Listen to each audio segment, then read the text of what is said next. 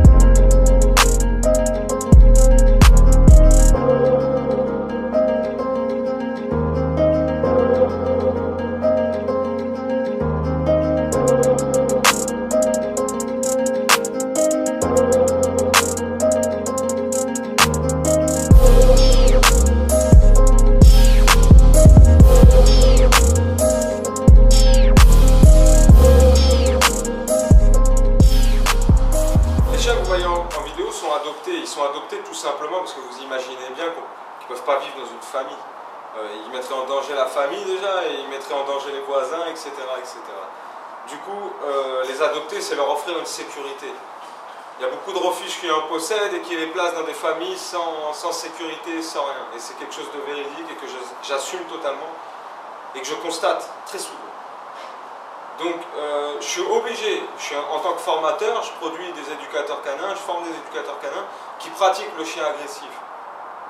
Après, chacun a sa mentalité. Certains vont chercher le buzz, certains vont chercher vraiment à sauver le chien. Moi, en ce qui me concerne, j'adopte les chiens et c'est la leçon que je donne à mes élèves. Adopter des chiens au lieu de faire ça pour rien.